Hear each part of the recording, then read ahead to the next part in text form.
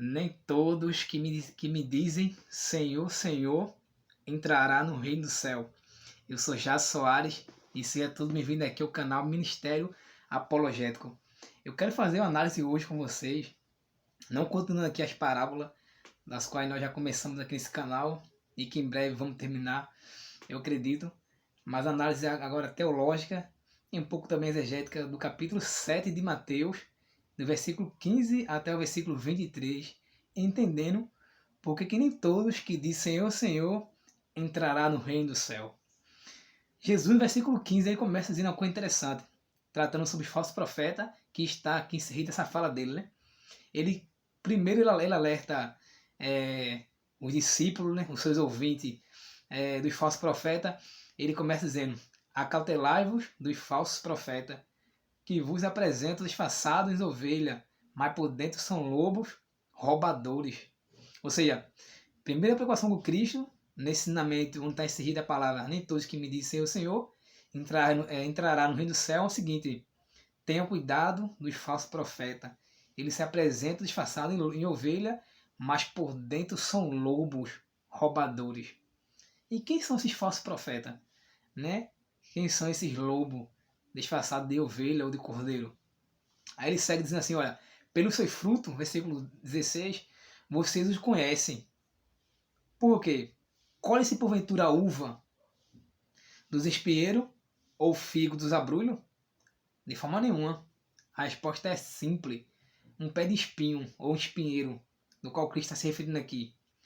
Eu acho que vocês conhecem mais ou menos o que é um pé de espinho ou um espinheiro. Pode ser que não seja esse do qual Cristo está falando, mas sendo espinho, espinheiro, dá no meio uma interpretação. Você que percebe. Um pé de espinho, ele tem por natureza da fruta, né? Um pé de espinheiro, né? E Jesus disse assim, ó, pode porventura os espinheiros dar figo ou uva ou tal, ou você colher uva e ou figo num pé de espinho? De forma nenhuma. Ou seja, o falso profeta de forma nenhuma dá bons frutos. Ele é semelhança de um pé de espinho. Aí Cristo continua. Assim, toda árvore boa produz bons frutos. Porém, a árvore má produz frutos má. Ou seja, cada árvore produz aquilo que ela tem de oferecer. Seja o fruto bom ou o fruto mau. Ou seja, existe árvore que dá fruto que você sabe que você não come. Existe diversos pés de árvore aí, que aqui onde a gente mora, a gente usa a linguagem assim, quando a gente está dentro da mata, que a gente acha um pé de fruta, que a gente, no nosso conhecimento, a gente acha que não pode comer, ou então algumas pequenas frutas, a gente chama de fruta brava, né? Ou pé de fruto bravo. Claro que tem alguns que se comem, assim, que a gente não tendo esse conhecimento geral, a gente opta não comer para não vir aí a comer uma coisa que a gente não sabe e pode acontecer que aconteça alguma coisa de ruim com a gente. Mas no geral, na maioria do fruto, né, das aves do mal, como o Cristo falando aqui, ela não sai para consumo, né? Claro, existe árvore desconhecida ao nosso conhecimento que dá fruto que também, é bom dizer também, necessário que pode se comer. Mas aqui é diferente. Cristo agora está relacionando um pé de fruta que dá bom fruto ou mau fruto com a pessoa em si, que é o falso profeta, que ele diz que a gente tem que tomar cuidado. Veja, se ele for uma pessoa de bem mesmo, se ele for o profeta da qual ele se digamos assim, ele se auto-incube dizer que é profeta, ele tem que dar fruto bom. Mas um pouquinho para frente eu explico mais esse detalhe. Aí ele continua dizendo assim, ó, toda árvore que não produz bom fruto é cortada e lançada ao fogo. Ou seja, toda árvore que não dá bom fruto é cortada e lançada ao fogo. O que Cristo está querendo dizer que essa linguagem, que de fato também chegará um momento que todos aqueles falsos profetas, falsos mestres, falsos líderes, que o fruto dele nada mais que nada é fazer campanha aí de motivação da fé, para você botar uma quantidade X aqui para receber outra lá, ele vai ser cortado. É complicado viver sobre a presença desses falsos líderes hoje, atualmente, como todo tempo foi, mas é uma boa notícia é que esse pessoal aí maligno, mal, que se utiliza da religião com fonte e comércio, né, faz das ovelhas, infelizmente, gado, né, como cabeça de enriquecimento para eles mesmos, mas vai ser cortado. Porque Cristo está dizendo que vai ser cortado. Agora, claro, precisamos também ter na verdade, fazer uma autoanálise, né, estudar as coisas que eles pregam, o ensinamento, se está de fato pautado ou não na Bíblia, para que você não seja mais um gado ou eu que é alienado pela massa aí, desses pregadores falsos, falsos profetas e falsos mestres, para não ser mais um enganado por essas pessoas aí. Aí ele continua dizendo, assim pelo seu fruto os conhecerei. Veja, o mal das pessoas hoje, isso é em âmbito evangélico ou não, cristão ou não cristão, eles não gostam de estudar as coisas, nem muito menos as pessoas. Tudo que, na maioria das vezes, as pessoas falam, quando fala com a retórica bonita, poxa, esse cara fala bonito, aquela mulher fala bonito, esse homem, essa mulher, muitas pessoas correm atrás. Não procura saber quem é a pessoa, isso é, conhecer os frutos das pessoas, né? Quem é a pessoa na comunidade, no trabalho, na faculdade, no seu relacionamento aí, digamos assim, social com as pessoas, como é que ela trabalha, como é que ele é um pai para o filho, de que forma ele trata o filho, se ele é bom marido, se ele é boa esposa. Mesmo estando na igreja, existe muita pessoa que são enganadas, mesmo dentro da igreja, não é porque estão dentro da igreja, é porque não lê a Bíblia, é porque não estuda, não avalia, não faz autoanálise da sociedade, do que está acontecendo na comunidade. Que, claro, se as coisas ruins estão acontecendo, é porque é o ser humano que habita na comunidade, na sociedade, no país, que está fazendo as coisas ruins acontecer.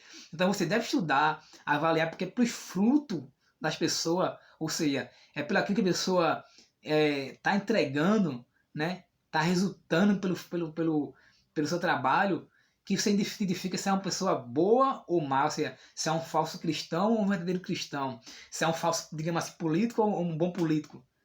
É isso que Cristo está dizendo. Então é pelo fruto, não é pelo que a pessoa fala, não é pelo destilar das palavras, que a pessoa é conhecida como uma pessoa de bem. É pelo aquilo que ela faz, não dentro de você, mas ausente de você. E diz que caráter é aquilo que não é aquilo que é feito dentro de você, né?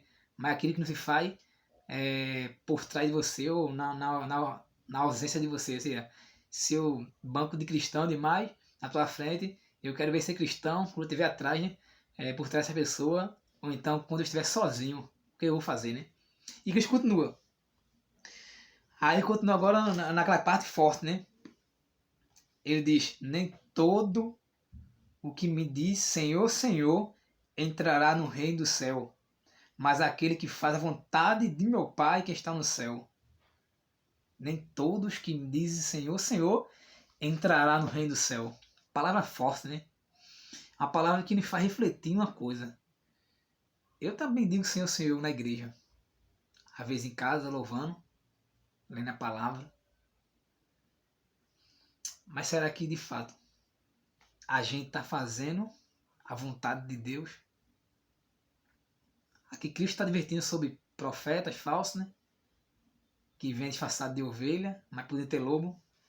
Mas ele está dizendo que nem todos que me dizem Senhor, Senhor entrará no reino do céu, mas aquele que faz vontade de meu Pai. Mas a pessoa lá se autodenomina profeta, por que não está indo morar no céu? Mesmo profetizando, fazendo aquelas coisas lá na igreja, pulando, dando cabalhota, gritando, pregando na maior unção. A resposta está no versículo agora 22 até o 23. Porque que nem todo mundo que diz Senhor, Senhor entrará no reino do céu, sem exceção de nenhum. Se isso é membro normal de igreja, diretor de igreja, presbítero, pastor, teólogo, mestre, o que for. Se ele não faz vontade de Deus, não entrará no reino do céu. Agora, a verdade que agora, vontade, que vontade é essa? No versículo 22 a 23, Cristo vai responder de forma categórica. Ele diz: muito naquele dia, há um dizer-me, Senhor, porventura não temos nós profetizado em teu nome? Em teu nome não expelimos demônio? Em teu nome não fizemos muitos milagres? Ele chega a confrontar, né? A Cristo, né? E afirmar: a gente fez milagre, a gente profetizando em teu nome, a gente curou, a gente fez um bocado de coisa em teu nome. Mas será que importa, somente importa isso, fazer as coisas em nome de Deus? Ou tem algo mais implícito na história? Aí Cristo continua: então lhes direi explicitamente ou abertamente na tradução do grego: nunca vos conheci. Cristo disse: apartai-vos de mim, os que praticais a iniquidade. Oxê, como é que é isso? Apartai de mim os que praticam a iniquidade, mas eles são profeta que cura, não está fazendo bem? A chave da interpretação do texto está aqui agora nessa palavra iniquidade. Por que muitos não entrarão no reino do céu mesmo dizendo Senhor, Senhor? A palavra iniquidade, no grego, significa anomia, que traduzindo significa ilegalidade ou falta de conformidade. E o que acontece? Iniquidade também é o ministério chamado do pecado na Bíblia, né? Como está descrito ali em 2 Tessalonicenses 3, versículo 8 a 9. Quando você lê João, 1 João, lá acho que é capítulo 2:4, ele fala que todo aquele que pratica o pecado também transgride a lei, pois o pecado é a transgressão da lei. Veja, a palavra pecado, né, é diferente de iniquidade.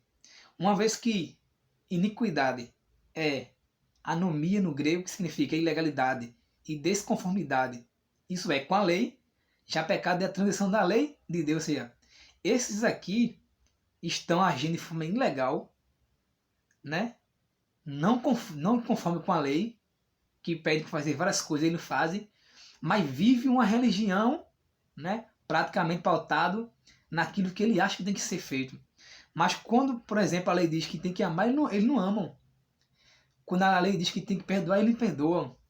Quando a lei de Moisés, que é a lei de Deus que Deus deu para Moisés, pede para cuidar um dos outros, eles não cuidam. Então significa dizer aqui que eles não estão de conformidade com a lei de Deus. A gente fala a lei de Deus assim, geralmente a gente atribui aos 10 mandamentos. De fato também é aos 10 mandamentos, como está descrito no capítulo 20, versículo 3 a 17 de Êxodo 20. Mas a lei aqui, ela constitui primeiramente, né, aos 5 primeiros livros de Moisés. Porque os 5 primeiros livros de Moisés é chamado de Pentateuco, né, Torá.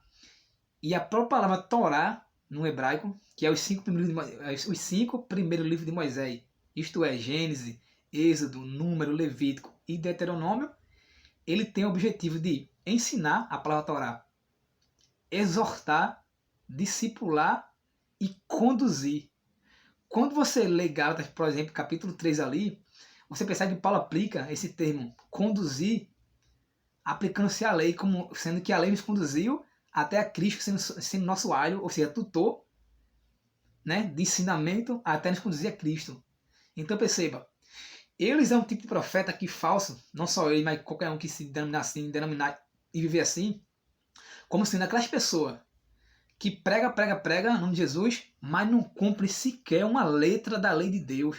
Isso é, os 5 primeiros livros de Moisés. E aqui vai um recado para você que também gosta muito de dizer por aí, evangélico, que vai assistir esse meu vídeo aqui, se é da Assembleia, Batista, não sei lá qual igreja que vai assistir, que diz que a lei passou, quando na verdade você fazendo uma exegese correta no Novo Testamento, você percebe que a lei ainda implica, né, na nossa vida como regra e padrão para nossa vida, né? E como dentro do estilo de vida ético e social para o cristão. Veja, aqui é agir o termo iniquidade, anomia, né? De forma ilegal e desconformidade com a lei. Lá em João, quem pratica pecado transgride a lei, ou seja, juntando a lei com ilegalidade e não concordância com a lei, então significa dizer que eles estão em concordância com a lei que Deus deu para o povo seguir. Então é por isso que eles estão perdidos, ou seja, é aquelas pessoas que vão para a igreja, falam em nome de Jesus, prega até de Jesus na rua, mas não move sequer uma letra para guardar em seu coração. É aqueles hipócritas, né? Que fala o que tem que ser feito, mas no fundo não faz nada. Então eis o motivo, ainda que expila demônio, cura, profetiza, mas se você não faz vontade de Deus por completo, você não pode ser salvo de forma nenhuma. Ou seja, iniquidade, anomia, ilegalidade, desconformidade. Se você não está em conformidade com a lei, se você não está agindo de forma legal com a lei, que é a palavra de Deus, por assim escrita, você não pode morar no reino do céu. Essa aqui é a chave da interpretação, versículo 23. Por que muitos profetizam e não vão morar no céu? Por que muitos curam e não vão morar no céu? Porque não querem cumprir a vontade de Deus. Uma vez eu ouvi o pastor Júnior Trovão falar uma coisa, eu acho que vocês conhecem, pastor da Assembleia de Deus. Ele disse uma coisa que eu achei interessante, e aqui finaliza o vídeo. Ele disse que existe homens de Deus e existe homens né, usados por Deus. Qual é a diferença? A diferença é simples. Existe pessoa que é somente usada por Deus, isso pode ser o caso aqui de falso profeta aqui. Por que é falso? Porque ele não cumprindo as coisas de Deus, se torna falso. Ele só prega pela metade e não vive em nada. E homem de Deus.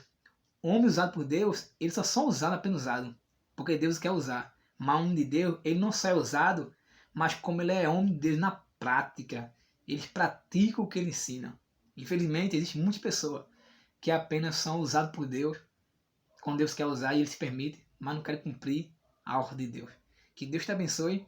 Espero eu ter ajudado você com essa análise um pouco mais aprofundado desse texto aqui do capítulo 7 de Mateus, versículo 15 a 23. E que Deus abençoe tua vida. Seja um fiel cumpridor da lei de Cristo e assim, de forma fiel, cumpra e que no final das contas o fiel herdará a vida eterna. Que Deus te abençoe e te guarde. Até nosso próximo vídeo, se Deus quiser, aqui no canal.